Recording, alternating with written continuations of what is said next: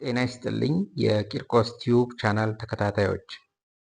ኢትዮጵያዊው በማንነቱ ፍለጋ በሚል ርዕስ በንቡረ እድ ኤርምያስ ከበደ ወልደየስ ተዘጋጅቶና በብርሃንና ሰላም ማተሚያ ድርጅት ታትሞ ከሚያዝያ 27 ቀን 1991 ዓ.ም ጀምሮ ለሕዝብ የተሰራጨውን ባለ 390 ገጽ መጽሐፍ በሚመለከት የኢትዮጵያውያን ድምፅ የሆነው የአህዱ ሬዲዮ እና ሌሎች ታላላቅ ሰዎች በገለጹት መሰረት ስለ እውነተኛው ኢትዮጵያዊነት ማወቅ ለሚፈልግ ሁሉ በአገር ውስጥም ሆነ በውጭ ለሚኖር ወገን እጅግ የሚያስፈልገው መሆኑን ስለታመነበት ይህንን ኢትዮጵያዊው በማንነቱ ፍለጋ የሚለውን መጽሐፍ በትረካ መልክ እንድትከታተሉት በአክብሮት ተጋብዛችኋል። የዚህ መጽሐፍ አዘጋጅ ከ1966 ዓ.ም እስከ 1991 ዓ.ም ባሳለፈው የፈተና ዘመን ውስጥ ደርግ አዲስ አበባ ታላቁ ቤተ መንግስት ግቢ አቋቁሞት በነበረው ወህኒ ቤት በእስራት ከዚያም በአገሩ በኢትዮጵያ በግዞት በመጨረሻም በአሜሪካ ምድር በስደት ሳለ ከጻፋቸው ድርሰቶቹ መካከል ኢትዮጵያ ዘ ክላሲክ ኬዝ በሚል ርዕስ በዚያው በባዕድ አገር ለሕዝባዊ ንባብ በእንግሊዝኛ ካሳተመው መጽሐፍ ቀጥሎ ይህን ኢትዮጵያዊው በማንነቱ ፍለጋ የሚለውን መጽሐፍ ሚያዝያ 27 ቀን 1991 ዓ.ም በኢትዮጵያኛ የመጀመሪያው ጥራዝ ሆኖ በአዲስ አበባ ኢትዮጵያ ታተመ።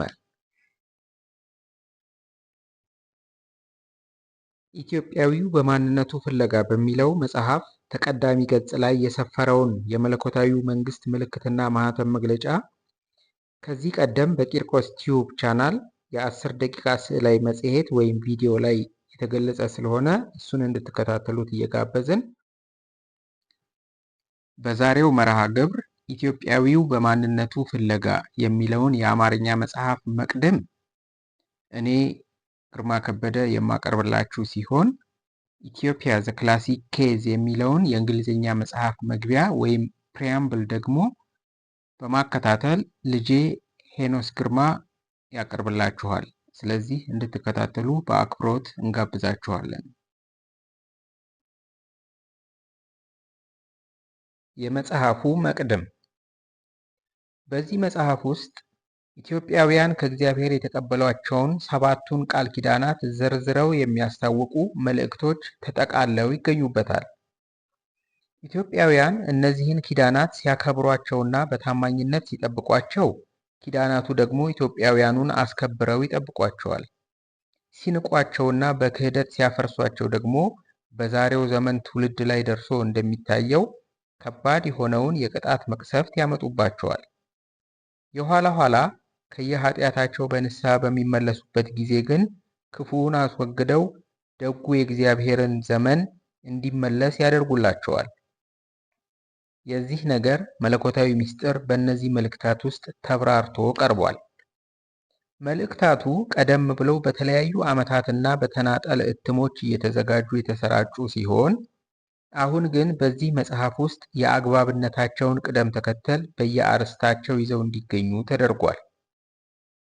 እነዚህ እትሞች የእግዚአብሔር መንግስት በሆነችው ኢትዮጵያ በቤተ ሕዝቧ በቤተ ክህነቷና በቤተ ምልክናዋ መንበሮች ላይ ለቅጣትና ለጥፋት ኃላፊዎች ሆነው በየተራ ለተቀመጡት የስልጣን ተቀባዮች ሁሉ በአገር ውስጥና ከአገር ውጭ ላሉት ተቀናቃኞቻቸውም ሳይቀር ደግሞም በእንግሊዝኛ ቋንቋ ተዘጋጅተው የኢትዮጵያ ጉዳይ ለሚመለከታቸው የዓለም መንግስታት፣ የሃይማኖቶችና የዓለም አቀፍ ድርጅቶች መሪዎች ጭምር በየጊዜውና በአግባቡ እንዲደርሳቸው አድርጌያለሁ። መልእክቶቹን ካስተላለፍኩባቸው መሸኛ ደብዳቤዎች መካከል አንዱን ለአይነት ያህል ከዚህ በታች አስፍሬዋለሁ። ግንቦት 12 ቀን 1988 ዓ.ም ይድረስ ለኢትዮጵያ ቤተ ሕዝብ፣ ለኢትዮጵያ ቤተ ክህነት፣ ለኢትዮጵያ ቤተ መልክና አዲስ አበባ ኢትዮጵያ። በየአህጉራቱ ለተበተናችሁት ኢትዮጵያውያንና ኢትዮጵያውያት በያላችሁበት በእግዚአብሔር ስም ሰላምታዬን አቀርብላችኋለሁ። ኢትዮጵያ በባለአደራነት ስለምትጠብቀው ስለ ቅዱሱ ኪዳን አምላካዊ ጸጋ ከዚህ አስቀድሞ ኢትዮጵያዊነት፣ ይድረስ ለኢትዮጵያ ሕዝብ፣ ኢትዮጵያዊውና ቃል ኪዳኑ በሚሉ አርዕስት በተለይ ለኢትዮጵያውያን ተዘጋጅተው የነበሩትን መልእክቶች ለሚመለከታቸው ሁሉ በቃልና በጽሑፍ ማድረሴ ይታወሳል።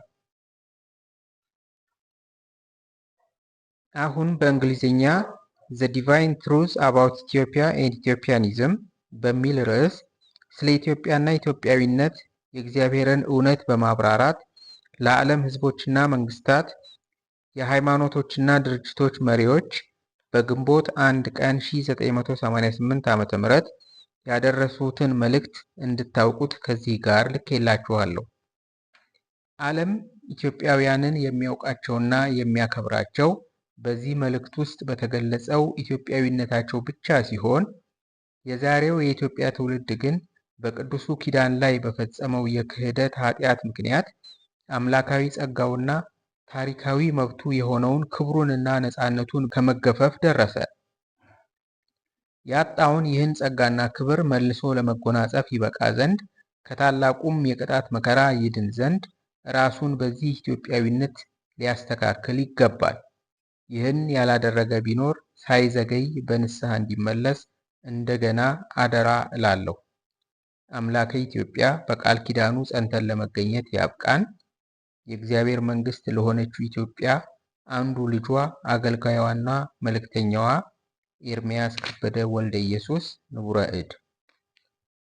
ይህን የመሰለው ደብዳቤ የደረሳቸው እኒህ የአገር ተወላጆች፣ ባለስልጣኖችና ባዕዳን የዓለም መሪዎች የተቀበሏቸውን መልእክቶች ለየህዝቦቻቸው አሳውቀው እንደሆነ የማረጋገጡን ነገር መከታተል ለእኔ አልተቻለኝም፣ አይቻለኝምም። ዳሩ ግን ይህን የማድረግ ችሎታ ያለው ታላቁ ፈራጅ እግዚአብሔር እንደተለመደው ለሁሉ እንደየሥራው ዋጋውን የሚከፍልበትን የማይቀረውን ዳኝነቱን በዚህ ረገድ በጊዜው እስኪሰጥ ድረስ የእኔ ተግባር በሆነው በመልእክት አድራሽነቴ ብቻ ተወስኜ ይህን መጽሐፍ ለኢትዮጵያ ቤተ ሕዝብ እንዲህ በቀጥታ ለማቅረብ እንድችል አብቅቶኛል። አዎ፣ እኒህ ባዕዳን መሪዎችና የአገር ባለስልጣኖች ምናልባት መልእክቶቹን ለየሚመለከታቸው ክፍሎች አላስተላለፉ ይሆናል እኮ የሚለውን ግምት በመውሰድ እንዲህ ከሆነ እያንዳንዱ የቤተ ሕዝቡ ወገን የሆነው ግለሰብ ኢትዮጵያዊ ሆነ ባዕድ፣ ወንድ ሆነ ሴት ያለማወቅ ጠንቅ ሊገጥመው፣ ከዚህም የተነሳ በስጋውም በነፍሱም ሊጎዳ ይችላል ብዬ አሰብኩ። ደግሞ በዘመናችን እየደረሰ እንደሚታየው በእውነተኛው ዳኛ ፊት ለጥያቄ ተጠርቶ መቅረብ አይቀርምና በዚያን ጊዜ የተለመደውን እኔ መቼ ሰማሁ የሚለውን ሰበብ እንዲሁም ያን በአዳምና ሔዋን ተጀምሮ በሰዎች ዘንድ የቀጠለውን የማመካኘት ልማድ ለማስቀረት መርዳት እንደሚገባኝ አመንኩ። ስለዚህ መልእክታቱን ኢትዮጵያዊው በማንነቱ ፍለጋ በሚል ርዕስ በአንድ ጥራዝ አጠቃልዬ ለኢትዮጵያውያኑ፣ ኢትዮጵያ ዘ ክላሲክ ኬዝ በሚል ርዕስ ደግሞ ለባዕዳኑ ይኸው ሁለቱንም መጻሕፍት በዚህ መልክ አዘጋጅቼ እንዲቀርብ አደረግሁ። እንግዲህ በዚህ አድራጎቴ በእኔ በኩል የቀረኝን የኢትዮጵያዊነት ተግባሬን አሟልቼ መፈጸሜ ነውና ይህን በቃል ኪዳን የተቀበልኩትን ተልእኮዬን ለመፈጸም ያበቃኝን አምላኬንና መድኃኒቴን ንጉሴንና ካህኔን ኢየሱስ ክርስቶስን አመሰግነዋለሁ። ከእርሱም ጋር በረድኤቷ ያልተለየችኝንና ኢትዮጵያዊ ተብዬ በስሟ እንድጠራ ያደረገችኝን ሃይማኖቴና አገሬ እናቴና ንግስቴ የሆነችውን ርኅርኅት እናቱን ድንግል ማርያምንም አመሰግናታለሁ።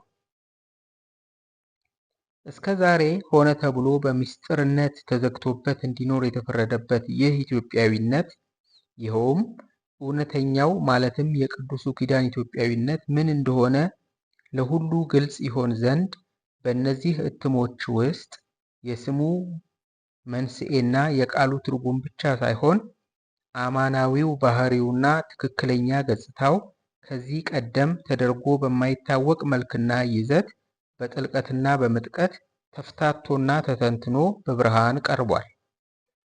ይህም የሆነው በእግዚአብሔር ፈቃድ መሆኑን እገልጽ ዘንድ ከፈጣሪዬ የተቀበልኩት ተልእኮዬ አስገድዶኛል። እኔ በዚህ ኢትዮጵያዊነት ተወልጄበትና አድጌበት በጎውን እውቀት አግኝቼበትና አገልግዬበት እነሆ ከዚህ ዕድሜ ስለደረስኩበት በሥጋዊው ኑሮዬም ሆነ በመንፈሳዊ ሕይወቴ እጅግ ተጠቅሜበታለሁ። በመልካሙም ሆነ በክፉም ጊዜ አያሌ ፈተናዎችንና መከራዎችን ተቋቁሜ አልፌበታለሁ። ይህም ኢትዮጵያዊነቴ ከ7 ዓመታት ለሚበልጥ ዘመን በአንድ ወገን የጥፋት ርኩሰት መረን በተለቀቀበት ሜዳ ላይ በውጪ ለተበተነው ቤተሰቤ፣ በሌላ ወገን ደግሞ የማያቋርጥ የሞት ጥሪ በተራ ይጠበቅበት በነበረው በደርግ እስር ቤት ውስጥ ለምገኘው ለእኔ ጋሻ መከታ ሆኖ ኋላም ተከታትሎ በደረሰብን የግዞትና የስደት ኑሮ ሁላችንንም በያለንበት ከማናቸውም አይነት ጉዳት ከልሎ ለማትረፍ የቻለ መሆኑን አረጋግጬበታለሁ። በዚሁ ኢትዮጵያዊነቴ ከጸናሁ ወደፊት ከማላውቀው ፈተናና መከራ አድኖ ለሃይማኖታዊው ድል እንደሚያበቃኝም እተማመንበታለሁ። ይህን የቅዱሱን ኪዳን ኢትዮጵያዊነቴን ከእግዚአብሔር በቃል ኪዳን ያገኘሁት ስለሆነ ሊነሳኝ የሚችል ፍጡር የለም። ኢትዮጵያዊነት ለእኔ ሃይማኖቴና የዘላለም ሕይወቴ ነው። መልካም ለሆነው የመጨረሻ ጸጋ ሳይቀር የሚያበቃኝ በመሆኑ ከእርሱ አብልጬ የምፈልገው ምንም ነገር ከቶ የለም።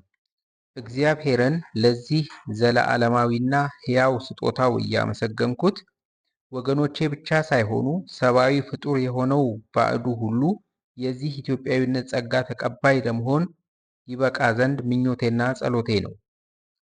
ይህ መጽሐፍ ሃይማኖት ስለሆነው ስለዚሁ ኢትዮጵያዊነት የሚያስረዳ በመሆኑ እያንዳንዱ አንባቢ ወይም ሰሚ መልእክቱን በቁም ነገር ተቀብሎ እንዲገልጠው እንጂ እንደ ተራ ነገር ተመልክቶ እንዳያቃልለው በብርቱ አደራ እላለሁ።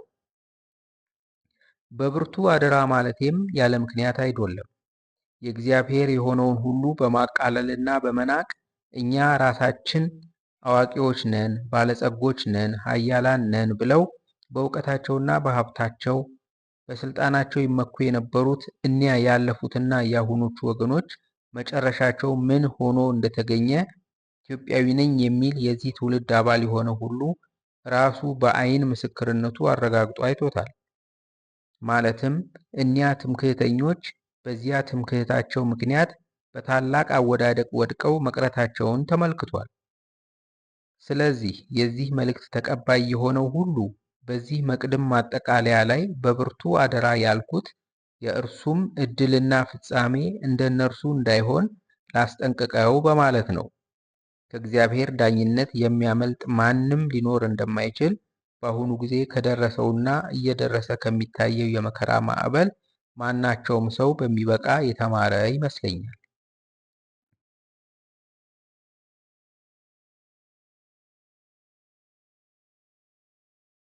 Preamble: The purpose of the message. This message is neither from nor about the Ethiopia which is man-made or depicted by secular historians and intellectuals as such, or invented by politicians since recent times, as is evident in the current situations. This message is from and about the historic and biblical, the true and living Ethiopia, which is God-made and recognized as such by those ancient, medieval, and modern nations of cultured and civilized world, by all religious peoples like Christians, Jews, Muslims, and other faiths, and by those systems of governments like theocracies, monarchies, autocracies, and democracies. The purpose of the first part of the message is to primarily enlighten all those who do not know and need to know the truth, which is the divine truth about Ethiopia, the Ethiopians, and Ethiopianism. It's also to admonish those who have interest in Ethiopia but are against or prejudiced in maintaining a negative attitude towards her, to re-examine and correct their misconceived positions in this regard for their own sake.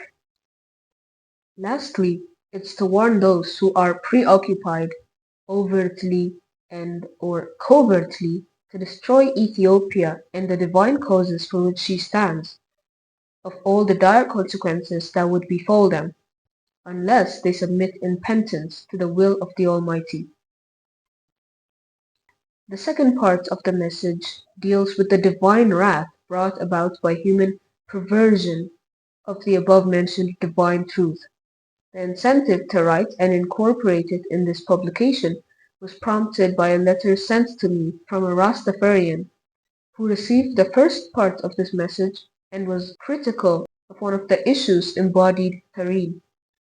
A duplicate of this letter is printed as an overture for part 2 of this book. The urgent need not only to clarify but also rectify the various distortions, misconceptions, misrepresentations, and misinterpretations, deliberate or otherwise, committed by some interested and disinterested groups on the identity and heritage of Ethiopia and the Ethiopians, thus made it quite imperative to publish this message comprising both parts.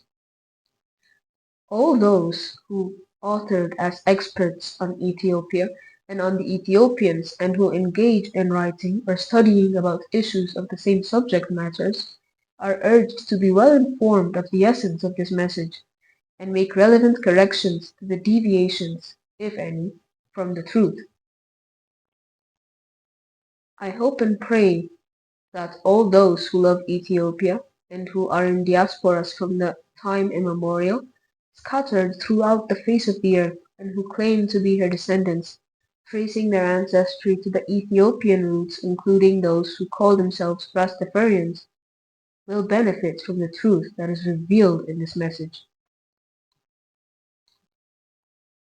Both the first and the second parts of the message were officially sent in a letter form to the pertinent world heads of states, governments, churches, and religious establishments, as well as private, national, regional, ecumenical, and international organizations and few individuals.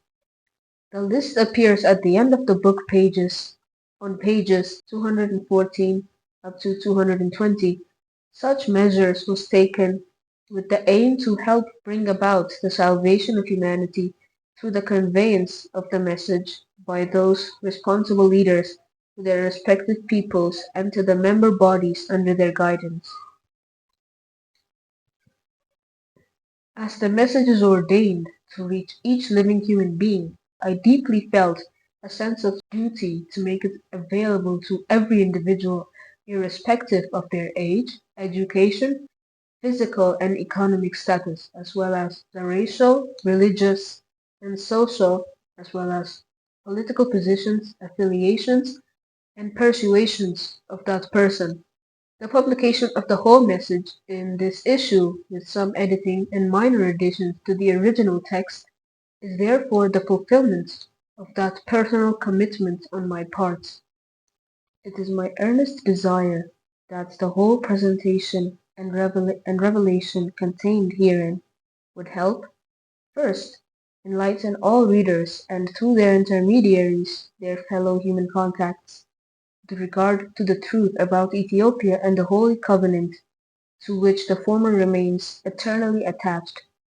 Secondly, remind them and all those accountable to reconsider seriously and promptly their individual and collective stances in relation to the divine truth and its current positive warnings outlined in the following pages.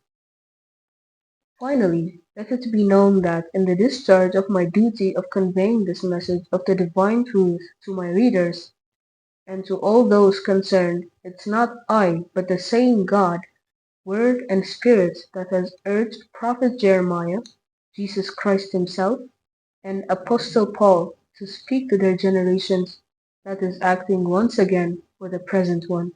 The following verses attest to this fact respectively. A. I will put my law within them. I will write it upon their hearts.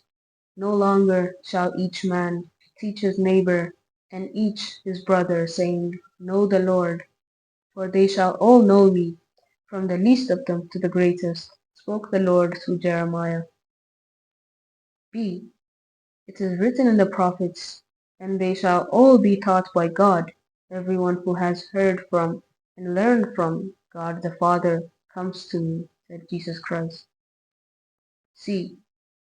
The good news which was proclaimed by me is not man's, for I did not receive it from man, nor was I taught it, but it came through a revelation of Jesus Christ, wrote Paul.